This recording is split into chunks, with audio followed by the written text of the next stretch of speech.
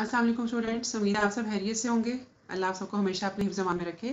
आज हम इंशाल्लाह वीक नंबर 11 का लेक्चर 2 करेंगे और आज होपफुली हमारा चैप्टर नंबर 5 भी ख़त्म हो जाएगा। जो टॉपिक हमने आज पढ़ना है चैप्टर 5 का, that is inverse systems and deconvolution. आज के लेक्चर में छोटे छोटे से 2-3 कॉन्सेप्ट्स हैं। एक तो इन्वर्स सिस्टम्स और डीकन्वोल्यूशन के बारे में, और उसके बाद हम इन्हीं दोनों चीज़ों के बारे में डिस्कशन करते हुए एक और चीज़ भी देखेंगे कि मिनिमम फेज सिस्टम्स क्या होते हैं। ठीक है, और मिनिमम फेज सिस्टम्स के बाद हम ये देखेंगे कि हम किसी भी अवेलेबल ट्रांसफर फंक्शन को एक्सप्रेस कर सकते हैं मिनिमम फेज सिस्टम्स की फॉर्म में, और फिर ये भी देखेंगे कि वो हम करना क्यों चाहते हैं। किसी भी सिस्टम को मिनिमम फेज सिस्टम में एक्सप्रेस करने की एप्लीकेशन या उसकी वजह क्या है। तो स्टार्ट हम करते हैं इस टॉपिक से, जिसकी हेडिंग मैंने यहाँ पे लिखी है। अच्छा, इन्वर्स सिस्टम पहले देख लेते हैं कि वो क्या होता है। हमें अपनी पुरानी इंफॉर्मेशन या हम लोगों ने अभी तक की जो पढ़ाई की है उससे हमें ये पता है कि अज्यूमिंग कि अगर हमारे पास एक LTI सिस्टम है और उसको हम इनपुट पे जो सिग्नल देते हैं, अगर हम उसको x ऑफ n कहें, तो ये इनपुट सिग्नल कन्वॉल्व होता है सिस्टम के इम्पल्स रिस्पॉन्स के साथ, और हमें आउटपुट पे जो सिग्नल मिलता है उसको रिप्रेजेंट हम y ऑफ n से कहते हैं, और वो रिजल्टेंट सिग्नल होता है इन दोनों सिग्नल्स की कॉन्वोल्यूशन का। इन दोनों का मतलब इनपुट सिग्नल कन्वॉल्व होता है सिस्टम के इम्पल्स रिस्पॉन्स के साथ। अच्छा, अब कई दफ़ा हम ये जानना चाहते हैं कि x ऑफ n क्या दिया गया था किसी भी सिस्टम को जिसकी वजह से आउटपुट y ऑफ n मिला। मसलन अगर हमारे पास सिर्फ y ऑफ n अवेलेबल हो तो हम ये चाहेंगे कि हम इस y ऑफ n को किसी ऐसे सिस्टम से गुजारें कि हमें x ऑफ n मिल जाए। ठीक है, और इस तरह के सिस्टम को हम इन्वर्स सिस्टम कहेंगे, जो y ऑफ n को इनपुट पे लेने के बाद x ऑफ n हमें कंप्यूट करके दे दे। अच्छा, पहले अब ज़रा ये भी देख लेते हैं आगे बढ़ने से पहले कि हमें इस प्रोसेस की ज़रूरत कहाँ पे पड़ती है या इसकी एप्लीकेशन क्या है। मसलन अगर हम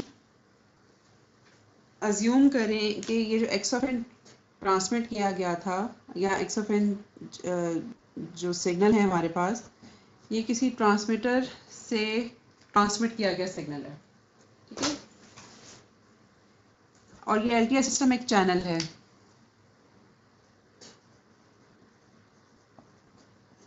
तो h ऑफ n चैनल का इम्पल्स रिस्पॉन्स होगा, जो कि जनरली अवेलेबल नहीं होता। जनरली हमें इसके बारे में पता नहीं होता अनलेस एंड अनटिल के हम कुछ टेक्निक्स लगाएं। ठीक है, वो एक थोड़ा सा एडवांस टॉपिक है।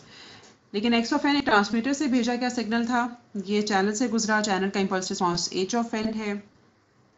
Transmitted signal h of n के साथ कन्वॉल्व हुआ, और रिसीवर पे जो सिग्नल मिला उसका नाम है y ऑफ n। अब y ऑफ n को देखकर ये पता नहीं किया जा सकता कि ट्रांसमिट क्या हुआ होगा, क्योंकि इम्पल्स रिस्पॉन्स किसी भी तरह का हो सकता है। वो x ऑफ n को ज़रूरी नहीं कि उस हालत में आउटपुट पे निकलने दे या रिसीवर तक पहुंचने दे जिस हालत में वो ट्रांसमिट हुआ था। ठीक है, उसमें नॉइज़ ऐड हो सकती है, उसमें उसकी शक्ल सूरत ऑल टुगेदर बदल सकती है, उसमें उसकी लेंथ अफेक्ट हो सकती है, सबसे बढ़कर नए फ्रिक्वेंसी कंपोनेंट्स उसमें आ सकते हैं। तो सिर्फ received signal y of n को देखकर ये अंदाज़ा नहीं लगाया जा सकता कि ट्रांसमिट किया गया होगा, और इस वजह से हम ये चाहते हैं कि हम यहाँ पर एक इन्वर्स सिस्टम लगाएं जो कि किसी तरह से हमें h ऑफ n को कुछ इन्वर्स करके दे दे, ताकि हम x ऑफ n यानी कि ट्रांसमिटेड सिग्नल को कंप्यूट कर सकें या ट्रांसमिट सिग्नल को निकाल सकें कि वो क्या था। अच्छा, अब इसके लिए जो इन्वर्स सिस्टम हम लगाते हैं उसका जनरली जो इम्पल्स सिस्टम का नाम रखते हैं वो कुछ इस तरह से होता है HIN। ठीक है, और ये चीज़ हमें यहाँ पे फ़ौरन समझ आ जानी चाहिए कि h ऑफ n का और HIN का रिलेशनशिप हरगिज़ भी ये नहीं होगा। ठीक है, इस तरह से लिखना इसे कम्प्लीटली इनकरेक्ट है। वाई? क्योंकि H of N X of N के साथ कन्वॉल्व हो रहा है, मल्टीप्लाई नहीं हो रहा कि अगर हम उसका इन्वर्स निकालना चाहें तो हम इन दोनों को रेसिप्रोकल फॉर्म में लिख सकें, ऐसे हम नहीं लिख सकते। अब इसके बाद हम ये देखते हैं कि इन्वर्स सिस्टम के इम्पल्स रिस्पॉन्स को हम कैसे लिखते हैं और ये कैसे कंप्यूट कर सकते हैं।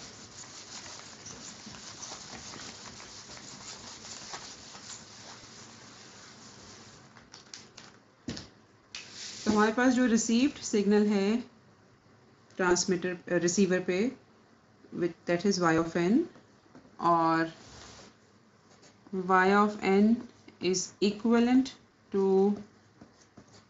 h of n। हम इस y of n को कन्वॉल्व करना चाहते हैं इन्वर्स सिस्टम के इम्पल्स रिस्पॉन्स से, ताकि हमें x of n मिल जाए। ठीक है, अब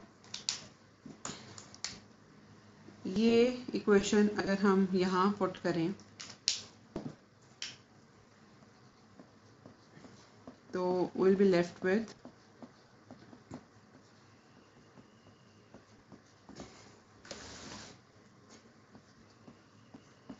ये ऊपर वाली दोनों इक्वेशंस को इस्तेमाल करके ये इक्वेशन लिखी है। अच्छा, अब हमारे पास जो हम लोगों ने थोड़ी सी प्रॉपर्टीज़ पढ़ी हुई है कि किसी भी सिग्नल को किस पर्टिकुलर सिग्नल के साथ इन्वॉल्व किया जाए तो हमें वापस वही सिग्नल मिलता है। अगर हम थोड़ी सी चैप्टर 2 की नॉलेज को रिकॉल करें तो ये जो बॉक्स्ड इंफॉर्मेशन है, this should come out to be an impulse signal. ठीक है, तो डायरेक्टली टाइम डोमेन में इन्वर्स सिस्टम का इम्पल्स रिस्पॉन्स का रिलेशनशिप निकालना एक गिवन सिस्टम के इम्पल्स रिस्पॉन्स के साथ मुश्किल है, लेकिन एक जो मैथमेटिकल रिलेशन इन दोनों के दरमियान एग्जिस्ट करता है वो ये है कि इम्पल्स इन्वर्स सिस्टम के इम्पल्स रिस्पॉन्स को गिवन सिस्टम के इम्पल्स रिस्पॉन्स के साथ कन्वॉल्व किया जाए तो we should get an impulse. ठीक है, अच्छा, अब मज़ीद थोड़ा सा आगे चलते हैं और अगर हम इस इक्वेशन का z ट्रांसफॉर्म लें तो हमारे पास जो अवेलेबल इक्वेशन होगी वो कुछ इस तरह से लिखी जा सकती है, और यहाँ पर हम कह सकते हैं कि z डोमेन में इन सिस्टम और इन्वर्स सिस्टम के ट्रांसफर फंक्शंस का रेसिप्रोकल रिलेशनशिप एग्जिस्ट करता है। ठीक है, तो अगर हमने किसी भी सिस्टम का इन्वर्स सिस्टम कंप्यूट करना हो तो हमारे पास उस सिस्टम का अगर और ट्रांसफर फंक्शन अगर है तो उसका इन्वर्स ट्रांसफर फंक्शन इस तरह से लिखा जाएगा, यानी कि अगर किसी भी ट्रांसफर फंक्शन को हम किसी भी सिस्टम के ट्रांसफर फंक्शन को रिप्रेजेंट करते हैं हम कुछ इस तरह, तो इन्वर्स सिस्टम के ट्रांसफ़र फंक्शन को हम लिखेंगे इस तरह। ठीक है, अब इस तरह से लिखने का जाहिर सी बात है कि एक ख़ास मतलब है। जो गिवन सिस्टम के ज़ीरोस थे वो इन्वर्स सिस्टम के पोल्स बन जाएंगे, और जो गिवन सिस्टम के पोल्स है वो इन्वर्स सिस्टम के ज़ीरोस बन जाएंगे। तो this is an important thing to consider कि अब पोल्स और ज़ीरोस की सिचुएशन रिवर्स हो जाएगी इन्वर्स सिस्टम में। मसलन एक छोटी सी एग्जांपल करके देखते हैं।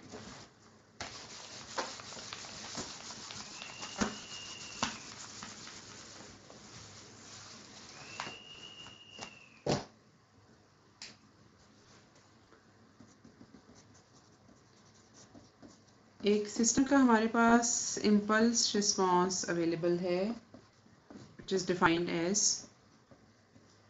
Exponential function, real exponential function, और हम इस सिस्टम का इन्वर्स सिस्टम फाइंड आउट करना चाह रहे हैं।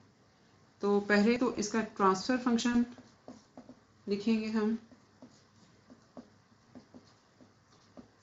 which will be defined as this equation। ठीक है, और चूंकि ये एक कॉजल सिग्नल है तो इसका जो ROC होगा that will be outside a circle of radius 1/2। ठीक है, करना चाह रहे हैं इन्वर्स सिस्टम, या इन्वर्स सिस्टम का ट्रांसफर फंक्शन और या उसका इम्पल्स रिस्पॉन्स, दोनों इन्फॉर्मेशन हम कंप्यूट कर सकते हैं। तो मैथमेटिकल रिलेशनशिप तो कुछ ऐसा निकलेगा। और अगर हम इस सिस्टम के ट्रांसफर फंक्शन को इस्तेमाल करें तो इन्वर्स सिस्टम का transfer function will come out to be this expression. ठीक है, और यहाँ से आगे जब हम इन्वर्स जी ट्रांसफॉर्म अप्लाई करेंगे तो हमारे पास जो इम्पल्स रिस्पॉन्स आएगा दैट वुड बी टेलोफेन। अभी डायरेक्टली निकल सकता है कोफिशिएंट कंपैरिजन से।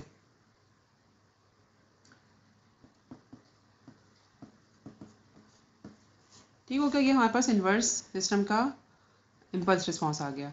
ओके, एक चीज़ जो आप यहाँ पे नोट करोगे कि हमारे पास जो गिवन सिस्टम था उसका जो ROC था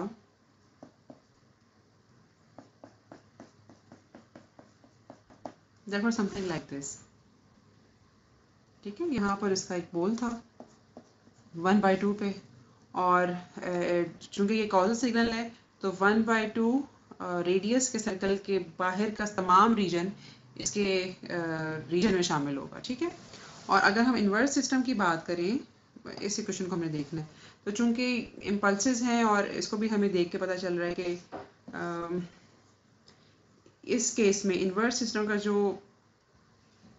जी डोमेन डायग्राम अगर हम देखना चाहें तो इट्स ऑल जी डोमेन। ठीक है, ये सारे का सारा जो जी डोमेन है ये इन्वर्स सिस्टम का हिस्सा है। अच्छा, जो चीज़ जिस वजह से मैंने ये बनाया और जो मैं आपकी तवज्जो जिस तरफ लाना चाह रही हूँ वो ये कि अगर आप इन्वर्स सिस्टम का जी डोमेन और सिस्टम का जी डोमेन और इन्वर्स सिस्टम का जी डोमेन देखो तो आपको अंदाज़ा होगा कि दोनों तरफ हमें स्टेबिलिटी मिल रही है। वाई?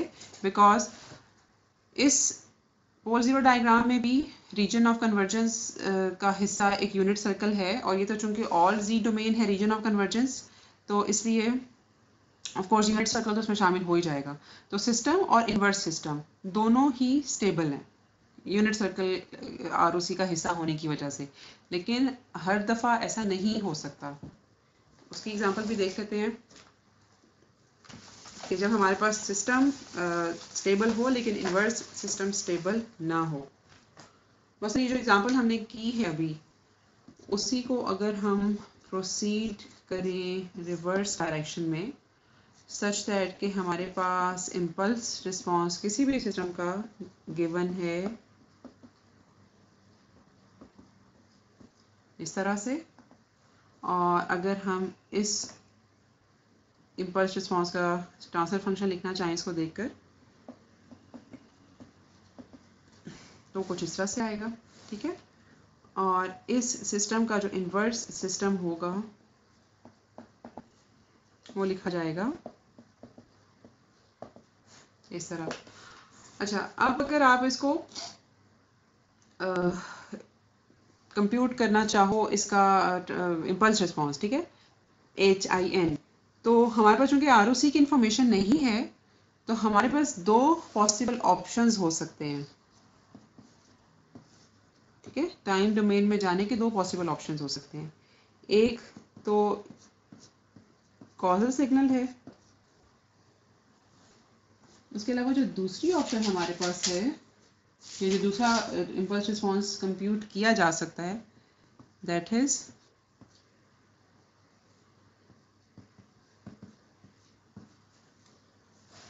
ठीक है। अगर तो हमारे पास चॉइस है तो ऑफ कोर्स हम एक कॉजल और स्टेबल सिस्टम ऑप्ट करना चाहेंगे। ठीक है, लेकिन this may not always be the case कि हमारे पास ऑप्शन अवेलेबल हो। हमारे पास ऐसा भी हो सकता है कि inverse system comes out to be an unstable system. ठीक है, और हमें एक अनस्टेबल सिस्टम इस्तेमाल करना पड़ेगा सिस्टम का, जिसे कहते हैं कि रिवर्स निकालने के लिए। ठीक है, एक्स ऑफ एन तक पहुंचने के लिए हमें एक अनस्टेबल सिस्टम लगाना पड़ेगा ऐसी सूरत हाल में। तो अब यहाँ से आगे एक और कॉन्सेप्ट हमारे पास आता है। ठीक है, जो अभी कॉन्सेप्ट हम लोगों ने सीखा वो ये कि एक तो ये इस चीज़ हम लोगों ने सीखी है कि सिस्टम का इन्वर्स सिस्टम कैसे निकाला जाता है, प्लस दूसरी चीज़ हम लोगों ने ये देखी है कि inverse system may not always be a stable system. ठीक है, it can be unstable. It can be non causal as well, anti causal as well.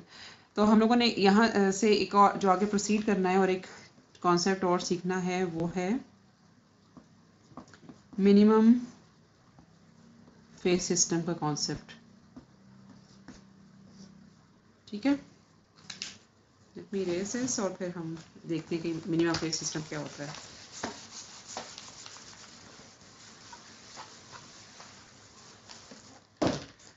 अच्छा जी, थोड़ा सा डायग्राम के साथ भी देख लेते हैं कि हमारे पास एक सिस्टम है और एक उस सिस्टम के लिए इन्वर्स सिस्टम है। ठीक है,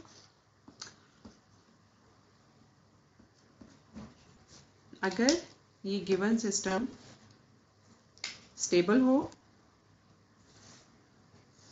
ठीक है, स्टेबल होने का मतलब ये है कि इसके सारे के सारे पोल्स यूनिट सर्कल के अंदर हैं, लेकिन इसके साथ साथ इसके सारे जीरोस भी यूनिट सर्कल के अंदर हैं।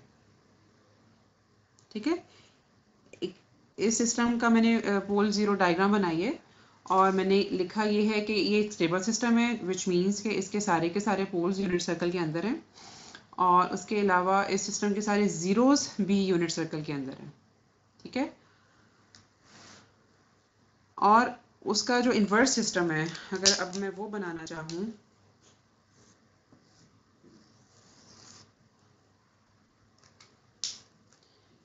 तो पहली बात है कि इसके पोल्स इन्वर्स सिस्टम के जीरो बन जाएंगे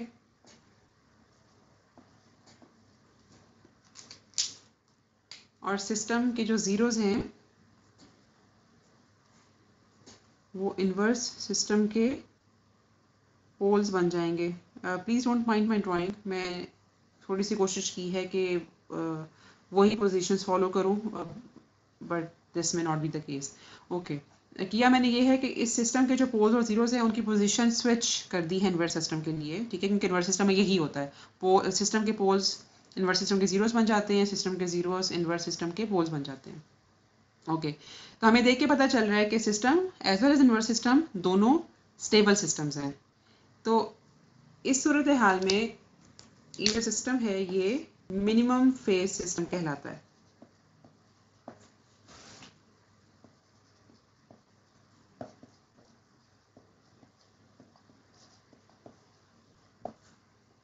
ठीक है, लेकिन अगर हमारे पास सिचुएशन कुछ इस तरह की है कि एक सिस्टम के पोल्स यूनिट सर्कल के अंदर हैं, यानी कि वो स्टेबल सिस्टम है, लेकिन उसके जीरोस मैंने रैंडमली 3 जीरोस प्लेस किए हैं, एक रियल एक्सिस पे और बाकी हम लोग मैंने कॉन्जुगेट पेयर चूँकि मैं रखना चाह रही थी, तो वो अगर मुझे कॉम्प्लेक्स पोल जीरो रखना है तो फोर्स का फिर एक पेयर, उसका पेयर एग्जिस्ट करेगा। तो ये जो तीनों जीरोस हैं जिनमें से एक रियल है और 2 कॉम्प्लेक्स हैं, ये तीनों यूनिट सर्कल से बाहर हैं। ये सिस्टम लेकिन स्टेबल है क्योंकि इसके पोल्स सारे के सारे यूनिट सर्कल के अंदर हैं। तो इसका जब इन्वर्स सिस्टम हम डेवलप करेंगे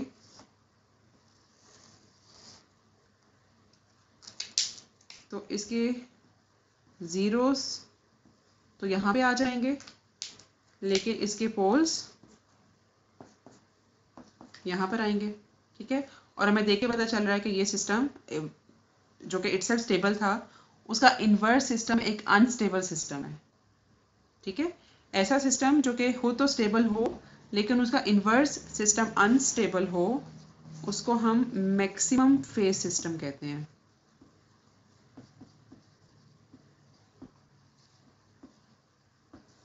ठीक है, एक ऐसा सिस्टम जो कि खुद तो स्टेबल हो लेकिन उसका इन्वर्स सिस्टम अनस्टेबल हो। इन्वर्स सिस्टम अनस्टेबल किस वक्त होगा? जिस वक्त पोल्स यूनिट सर्कल से बाहर चले जाएंगे, तो एक ऐसा सिस्टम कहलाता है। ठीक है, और एक तीसरी तरह की भी ऑप्शन हमारे पास होती है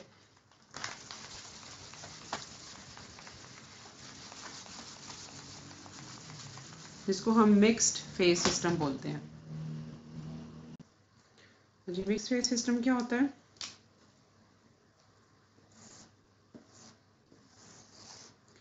जो कि इटसेल्फ एक स्टेबल सिस्टम है, इसके सारे के सारे पोल्स यूनिट सर्कल के अंदर हैं, लेकिन अगर हम जीरोस को देखें तो कुछ हमारे पास इस तरह की सिचुएशन है कि कुछ जीरोस हमारे पास यूनिट सर्कल से बाहर हैं और कुछ जीरोस हमारे पास यूनिट सर्कल के अंदर है। ठीक है, तो इस तरह के सिस्टम को, जो कि इटसेल्फ एक स्टेबल सिस्टम है, इसका इन्वर्स सिस्टम हम बनाना चाहेंगे तो what we will get is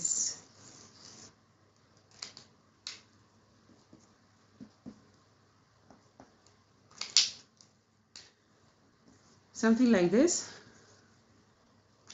ठीक है, और इसमें हमें क्या पता चला कि जीरोस चूंकि कुछ यूनिट सर्कल के अंदर थे, कुछ बाहर थे, तो इन्वर्स सिस्टम हम लोगों ने जब बनाया तो वो चीज़ बिल्कुल पोल्स के साथ हो गई, क्योंकि पोल्स कुछ यूनिट सर्कल के बाहर चले गए, कुछ पोल्स यूनिट सर्कल के अंदर रह गए। तो इस तरह का सिस्टम एक मिक्स्ड फेज सिस्टम कहलाता है।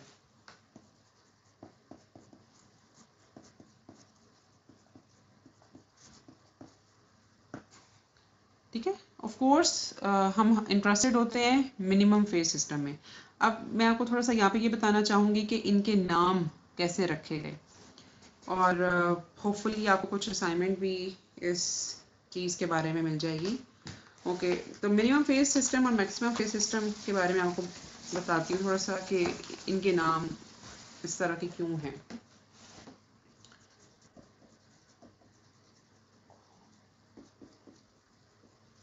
उससे पहले हमें ये क्लियर होना चाहिए कि मिनिमम फेज सिस्टम इटसेल्फ क्या होता है। मिनिमम फेज सिस्टम ऐसा सिस्टम है जिसमें पोल्स और जीरो सारे के सारे यूनिट सर्कल के अंदर होते हैं।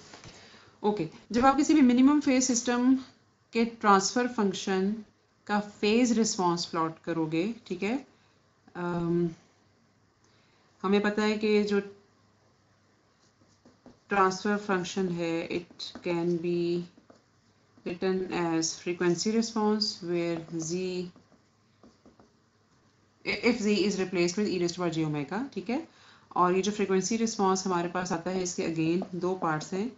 एक उसका amplitude which is if plotted against omega तो it is called amplitude response, और एक उसका होता है phase which if plotted against omega gives us phase response. Okay, तो फेज रिस्पांस अगर हम मिनिमम फेज सिस्टम का देखें तो कुछ इस तरह की चीज़ हमें मिलेगी।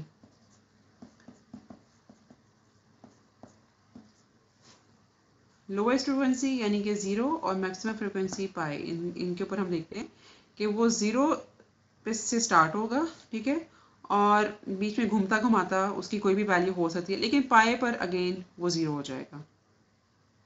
ठीक है, तो जो चेंज फेज में आया, अगर हम इसको मिनिमम फ्रिक्वेंसी यानी कि ज़ीरो पे देखें और मैक्सिमम फ्रिक्वेंसी यानी कि पाई पे देखें, तो फेज में चेंज ज़ीरो है या मिनिमम है, तो इस तरह के सिस्टम को मिनिमम फेज सिस्टम कहते हैं।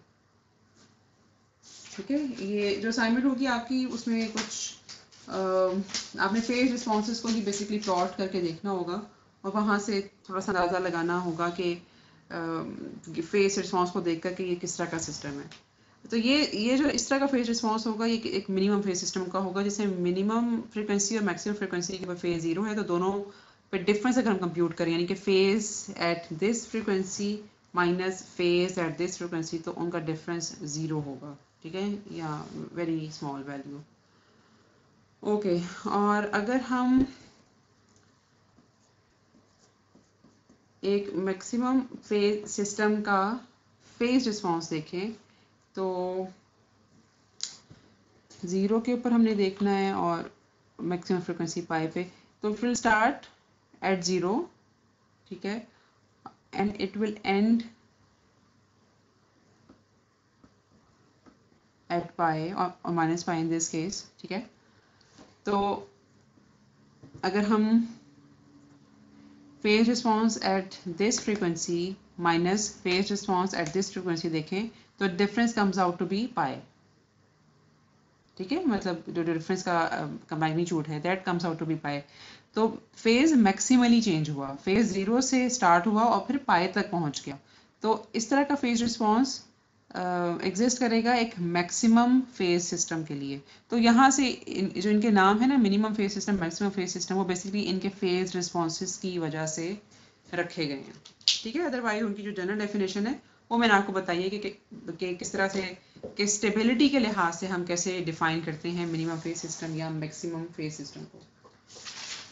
ओके, अच्छा, अब यहाँ से आगे मिनिमम फेज सिस्टम को ही लेकर हम आगे चलेंगे।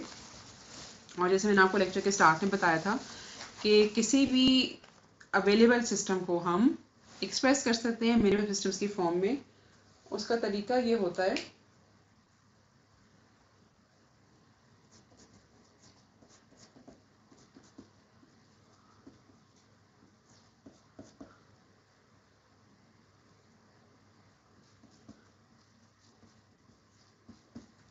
ठीक है, यानी कि किसी भी सिस्टम को एक्सप्रेस किया जा सकता है into a product of minimum phase system and all path system। ये MIN मिनिमम फेज सिस्टम को रिप्रेजेंट कर रहा है, AP ऑल पाथ सिस्टम को रिप्रेजेंट कर रहा है।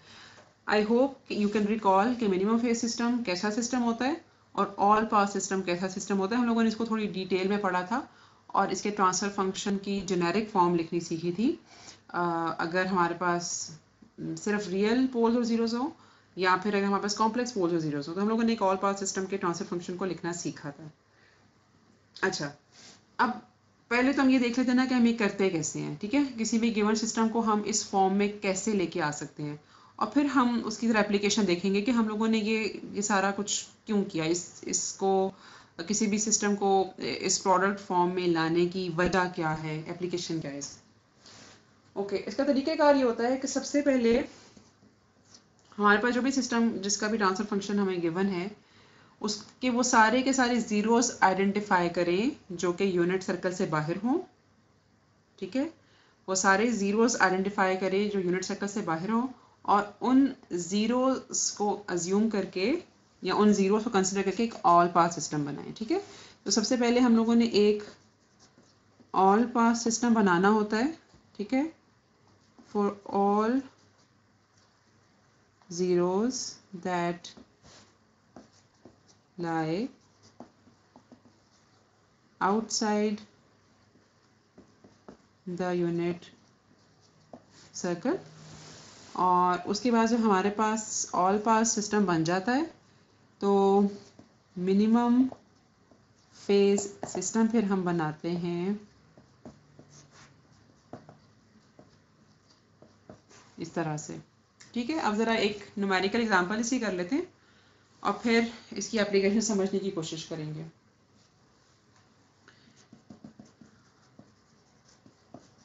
ओके, हमारे पास एक सिस्टम है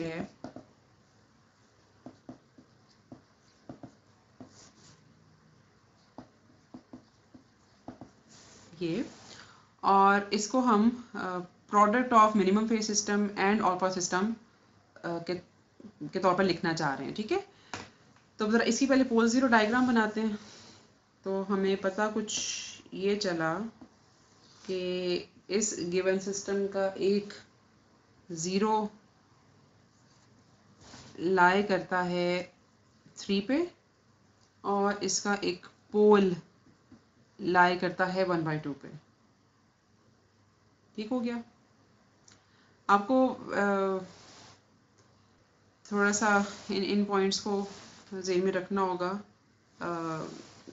किसी भी सिस्टम को इनके प्रोडक्ट में लाने के लिए। ठीक है, अच्छा जी, ये हमारे पास गिवन सिस्टम है जिसका एक 0 3 के ऊपर है और एक पोल 1/2 पे है। ठीक है, अच्छा, तो सबसे पहला पॉइंट हमारा ये है कि हम लोगों ने एक ऑल पास सिस्टम बनाना है। इसके लिए हम वो सारे के सारे ज़ीरोस कंसिडर करेंगे जो कि यूनिट सर्कल से बाहर हैं।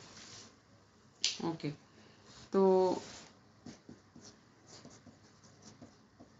ऑल पास सिस्टम हम बनाना चाह रहे हैं और हमारे पास सिचुएशन, ओके, मैंने थोड़ा सा बड़ा सर्कल बना दिया है।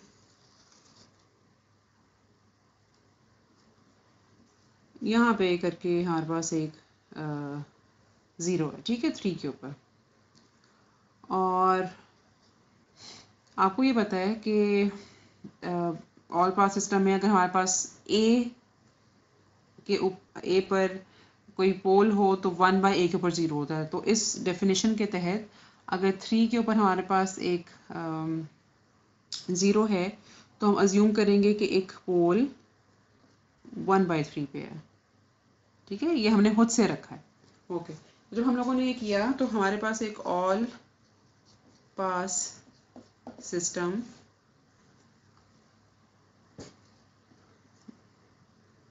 अवेलेबल हो जाएगा या डेवलप हो जाएगा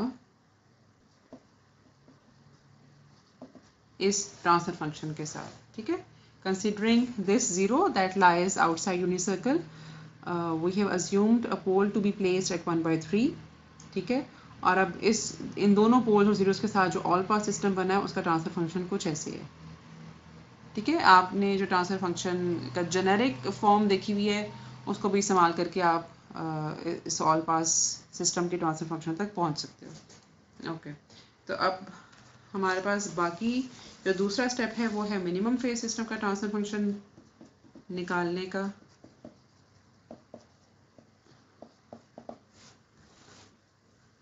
वो हम करते हैं इस तरह। अच्छा, अगर आपके ज़हन में ये सवाल आ रहा है कि ये वाला पोल कहाँ से आया, क्योंकि ये पोल ओरिजिनल सिस्टम में तो एग्जिस्ट नहीं करता, तो उसका जवाब ये है कि ये पोल आया कहीं से नहीं, ये पोल हम लोगों ने अज्यूम किया है। मकसद इसकी अजम्पशन का ये है कि अगर हमने अपने सिस्टम h ऑफ z को, जो कि एक सिस्टम था, डीकम्पोज करना हो दो सिस्टम्स में, ठीक है, जिनमें से एक सिस्टम को हम मिनिमम फेज सिस्टम कहेंगे और दूसरे सिस्टम को हम ऑल पास सिस्टम कहेंगे। ठीक है, तो अगर ये दोनों फिजिकली अलग अलग सिस्टम्स बनाए जा सकें तो एक ऑल पास सिस्टम इस तरह का सिस्टम बनेगा। ठीक है, अभी जो हम लोगों ने इसके बाद से एप्लीकेशन भी देखनी है कि हम लोग ये करना चाह क्यों रहे हैं। ठीक है, या फिर इसको स्प्लिट करके दो सिस्टम्स अज्यूम करने की, बनाने की वजह क्या है। ओके, तो मिनिमम फेज सिस्टम हम देख रहे थे कि वो कैसे बनेगा। तो हमारे पास h ऑफ z जो कि अवेलेबल है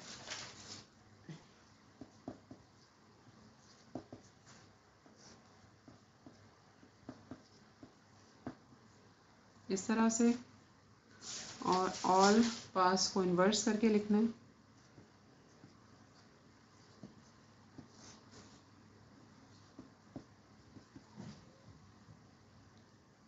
ठीक है, अच्छा, ये आप इसको डिनोमिनेटर में अगर आप 3 कॉमन ले लो, ठीक है, या फिर आप सॉरी न्यूमिनेटर में भी अगर आप 3 कॉमन ले लो तो you will come to know कि बेसिकली ये दोनों कैंसिल आउट हो सकते हैं। ठीक है,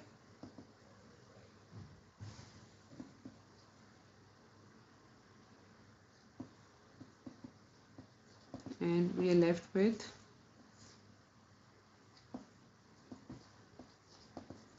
this thing। ठीक है, ये जब हमारे पास ट्रांसफर फंक्शन रह गया, ये एक मिनिमम फेज सिस्टम का ट्रांसफर फंक्शन है।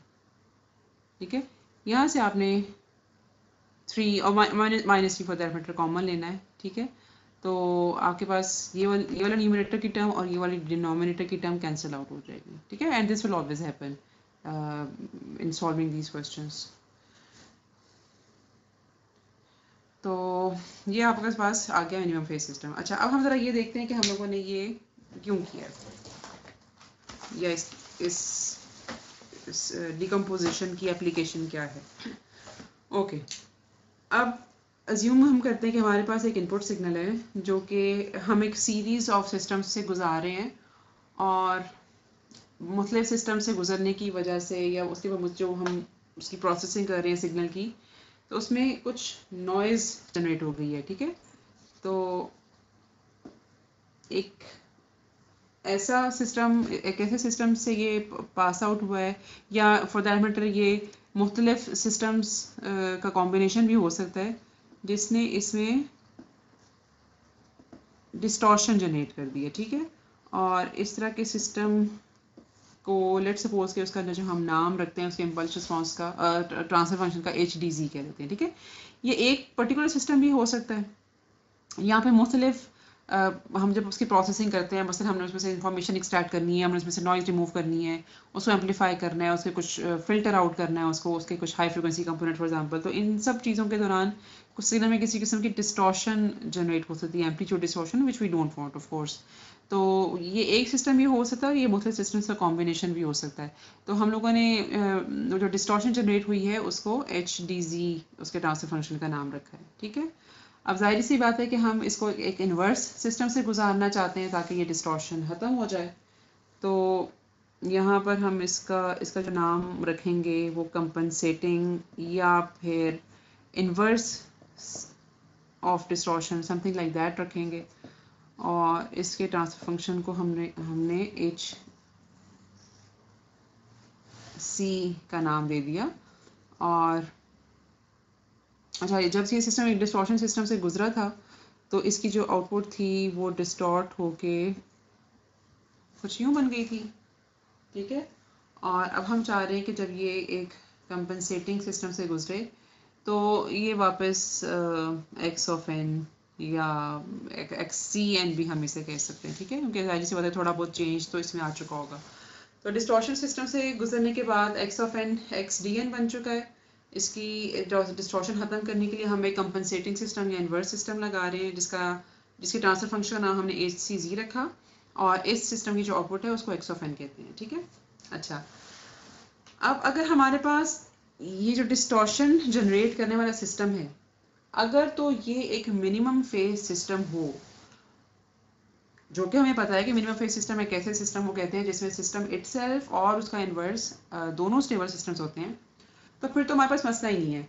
हमारे पास इस सिचुएशन में सिचुएशन कौन सी हम डिस्कस कर रहे हैं, वो ये कि अगर HDZ यानी कि डिस्टॉर्शन जनरेट करने वाला सिस्टम एक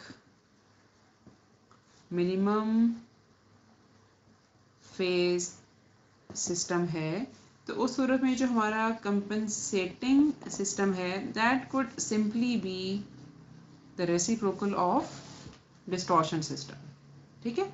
अब वो जो भी पोल्स हो जीरो से इसके वो रिवर्स हो जाएंगे कंपनसेटिंग सिस्टम में, सिस्टम स्टेबल रहेगा और वो सारी नॉइज़ जो जिसमें जनरेट हुई है वो कैंसिल आउट हो जाएगी और हमें वापस हमारा इनपुट सिग्नल सही सलामत मिल जाएगा। लेकिन अगर ये सिस्टम मिनिमम फेज सिस्टम ना हो तो जाहिर सी बात है कि उसका इन्वर्स हम स्ट्रेट अवे तो रेसिप्रोकल लेके नहीं लगा सकते, because that would B an unstable system. तो उस सूरत हाल में क्या करते हैं हम, इस सूरत हाल में अब हम जो चीज़ डिस्कस कर रहे हैं वो ये है कि HDZ is not minimum phase system. अच्छा, तो उस सूरत हाल में ये होता है कि HDZ को स्प्लिट किया जाता है या डिकम्पोज किया जाता है इन दिस फॉर्म,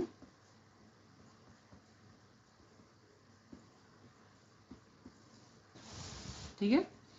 HDZ को मैंने लिखा as a product of its minimum system, minimum phase system as multiplied by all pass system, ठीक है। तो अब हमने जो कंपनसेशन या कंपनसेटिंग सिस्टम लगाना है that would be simply B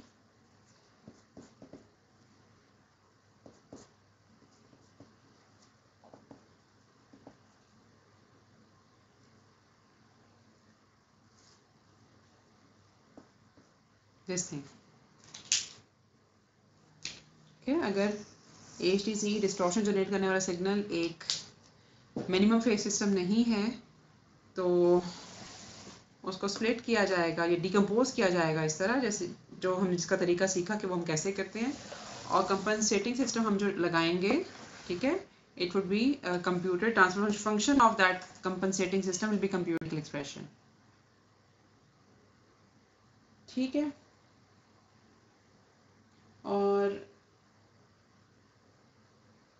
basically अब एक ऑल पास सिस्टम आपको पता है कि उससे मैग्नीट्यूड पे किसी किस्म का कोई फ़र्क नहीं पड़ता, तो इफ़ेक्टिवली सिस्टम हमारा जो होगा कंपनसेटिंग सिस्टम वो एक ऐसी आउटपुट निकालेगा जैसी आउटपुट हमें एक ऑल पास सिस्टम से गुजार के मिलती है, ठीक है ना, क्योंकि हम लोगों ने HCZ की जगह 1/d मिनिमम निकाल दिया, लगा दिया, ठीक है।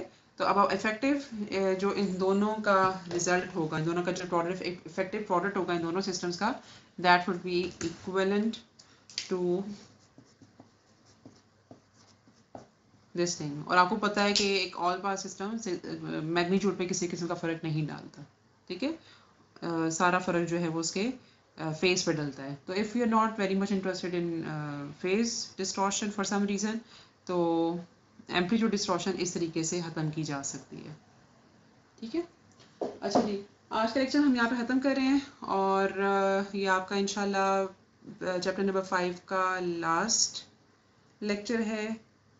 जो तीसरा लेक्चर होगा वो होपफुली हम वहाँ से चैप्टर नंबर 6 स्टार्ट करेंगे। तो अभी के लिए अल्लाह हाफ़िज़।